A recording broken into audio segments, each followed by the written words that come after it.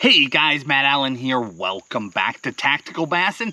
Today we're talking about the top baits that you can rely on to catch bass in the month of October.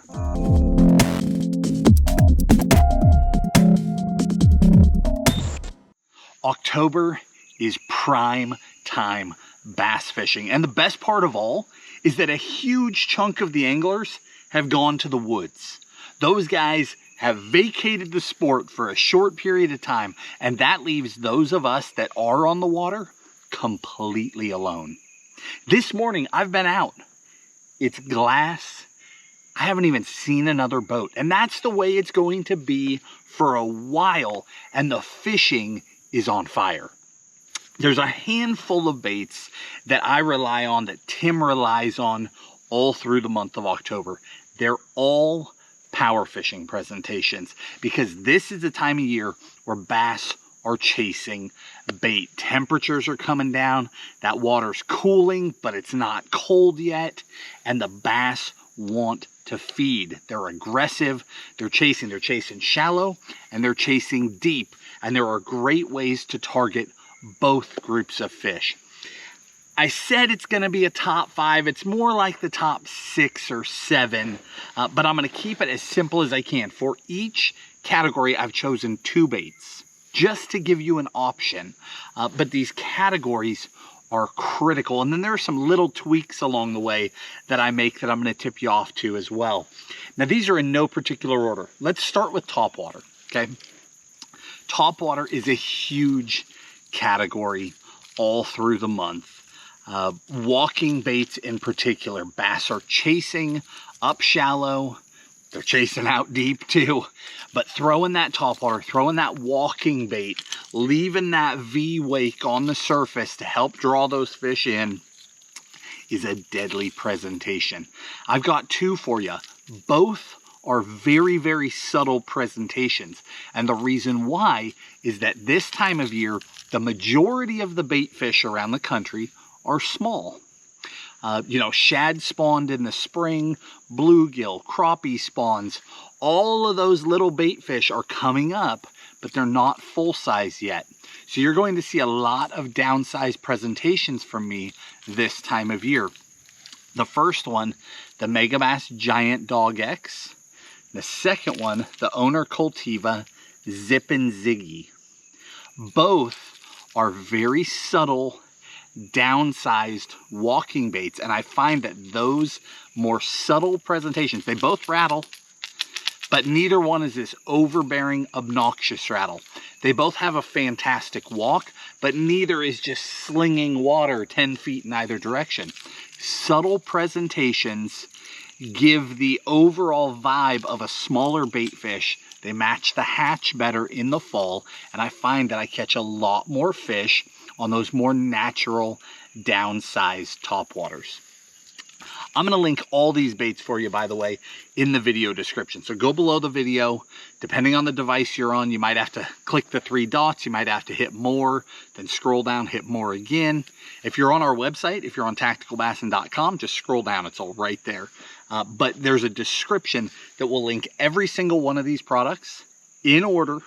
And then I'm also going to give you Tim and I's favorite colors for each one, because there are key colors that we trust. If you want to try one of these things, we're going to give you our confidence. We'll show you exactly which ones we have tied on in our boats.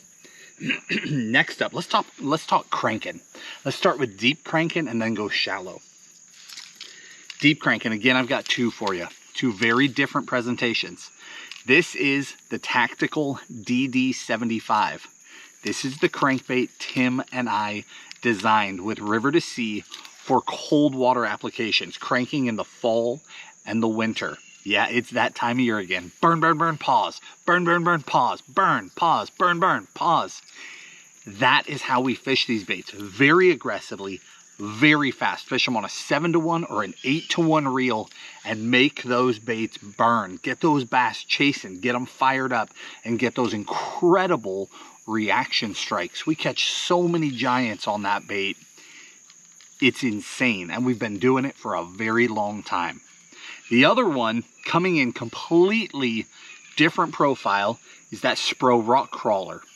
runs at more of a mid-depth. It shines down there digging bottom, grinding through the rock. If I'm fishing spotted bass, smallmouth, I'm thinking like highland reservoirs, rocky points, anywhere where I've got like shale bottom or chunk rock bottom and I can really dig that bait through there, I get that same thing where I'm digging and then I pause it and it backs out and then dig again, let it back out. And those fish will react to that. There are some key craw colors that just shine for me, this being my number one. Back to this bait. Bottom contact is great. We get this question a lot, so I'm just going to answer it quickly. Bottom contact is great. It's ideal. If you can burn that thing down there and start banging across the bottom, then pause it, that's awesome. But a lot of times you can catch suspended fish too. Even if you can't make it to bottom, by doing that burn, burn, burn, pause, burn, burn, burn, pause, burn, pause, burn, burn. By doing that broken up retrieve, you're getting that same motion as if that bait was deflecting, and it will crush them mid-column as well. So don't limit yourself just to places where the bait can make bottom contact. Don't be afraid to throw it out over 20, 30, 40 feet of water. If you see fish out there suspended, it will absolutely catch those fish too. Now that's deep cranks. Shallow cranks is this whole other animal, because right now bass are corralling bait. They're running them into the backs of pockets, pushing them as far back as they can get and pinning them in those shallows. And then once they've got them, it's chaos, right? They keep them there and they feed on them and feed on them and feed on them. Those bait fish, once they're pinned, they're done for. A square bill is a fantastic way to catch those fish. They're very weedless. They deflect well. They've got some commotion. They can actually draw the fish's attention away from all the bait fish and get them to eat that one lone bait. This time of year, when you're around fish that are actively chasing bait, you either need a lot of vibration, sound, or flash to get those fish to react. Otherwise, you're one of the 10,000 bait fish, and they're focused on them. What are the odds they find you? So you really want to focus on those things to help draw those fish to you. So with the shallow baits, I've got two. This little Spro Speed Demon, particularly that color. That's my favorite color in that bait. It's got a good sound to it. It'll run really well in that 3 to 5 foot where fish are pushing bait. It does a great job. It's a very fast bait. Literally the same retrieve that I use for the Tactical DD. Burn, burn, burn, pause. Burn, burn, burn, pause. Burn, pause. But just up shallow. The other one, Demiki, the BTC 50. Now we're talking dirt shallow. 0 to 3 foot. So we've got a bait from 0 to 3, bait from 3 to 5. Then we've got that Spro Rock Crawler. We're going to call that like 6 to 10. And then the Tactical DD, which is going to go from like 8 to 16 and beyond. Just depends where those fish are chasing bait, which one of those baits you need. They're all very effective in the right place. So back to this Demiki, dirt shallow. When they've got them pushed back, this bait shines. It will actually run above the junk. It'll run above the dead leaves, above the grass, and it can get those fish to react, because you don't want to be digging down and hitting all the stuff and getting them. You know, if you throw out there and get weeds every cast, it's hard to convert the bass, even when they're blowing up on bait fish. But if you can stay right above that and just burn that thing, this bait is special. And then it's also got a subtle rattle in it to help them target you instead of all the bait fish they're already chasing. That is a very special bait. Next one. Again, these are in no particular order. The next one is an underspin. Specifically, I throw my underspin downsized this time of year. I want a little finesse presentation. We've already talked about this. Most of the bait fish are downsized. Both of these heads are Tim and I's head. That is from Dirty Jigs. That's the Tactical Finesse Underspin. 1/8 through 3/8. But all of them have the same 1/0 heavy duty hook. If I want that more finessey presentation, this is the 3.5-inch Swammer. You could throw a 2.8 Kitech. You want that true finesse presentation. If I want to be more aggressive, I go to one of the heavier sizes, all the way up to a 3/8. And I go with that Storm Largo shad, which has a much heavier, more aggressive kick. So I'm using one head. All of them have a 1/0 heavy wire. So I can throw this down to 6 pound, but I could throw it up to like 10 or 12. I'm still not gonna bend it out. Tim and I worked really hard on this design because we saw that there was a need for it, that there were a bunch of good heads in the market, but none of them were perfect. And we worked really hard to create a head that could throw a lot of baits, and that blade would still spin underneath them, the right length dropper arm. And then we changed that keeper so that these baits would last. You know, even a 2.8 Kitech isn't getting destroyed on every fish. They're lasting because of the way we did that. That was all on purpose, just to try and perfect the finesse underspin. So again, you can go finessey, or you can go more aggressive with that same presentation. All right, let's talk jerkbaits. Hard jerkbaits first. The jerkbait category is a giant, right? An absolute giant. But I was able to narrow it down to two that I really rely on, and they're for different situations. So that's even better. This guy, the Megabass Vision 110 Junior +1. Almost missed the +1. That's the bigger bill. The deeper diver just has the magic. When the fish are sitting a little bit deeper, that bait crushes. Some baits just have, we call it it, the it factor. Some baits have it. That Vision 110 Junior +1. So the smaller size, deeper bill just has it. The other one from Shimano, this is the Zumverno 95 SP. Downsized presentation. Again, it's a smaller jerkbait, shallow runner. So a deeper bait, a shallower bait. Both of these are so deadly. This one has that flash boost inside it. You can see that flash shimmering in there, even when the bait's sitting still. Again, this time of year, you want to stand out from the bait fish. So you need vibration, sound, or flash in order to do that. That one's got that flash and that vibration going on in there, even when it's sitting still. One thing I will say about jerkbaits, hooks on jerkbaits are everything. Guys who take the time to upgrade their hooks properly catch way more fish, because bass have a tendency to slash jerkbaits. They hit them really hard, really fast, and usually towards the head. So a hook that is so sharp that it will catch them on its own is critical. In both of these baits, we upgrade our hooks. In the video description, I'll link the exact hooks. I was gonna show you this one though, because I had one sitting in the boat with upgraded hooks. These are literally the exact hooks. So these are Hayabusa number 8s. This is a bone stock bait. These I upgraded. Literally the same hook, except these have that slick coating on them, that Teflon coating.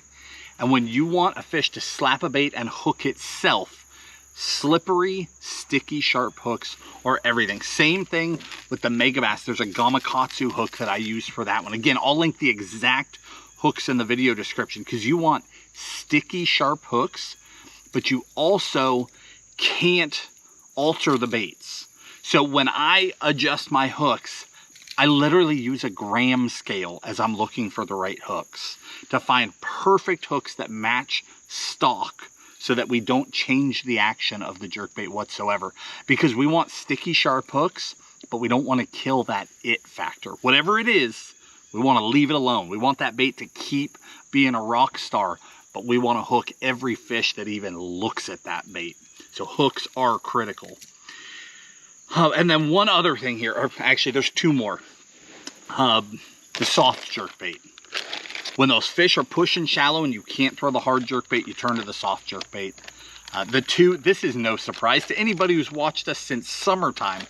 The Zoom Super Fluke or that X-Zone Whiplash Shad, both of those baits, incredibly deadly. I fish them both on a 4/0 wide gap hook. I just happen to have one sitting here because I've been fishing these so much. It's just sitting here stuck right in my carpet.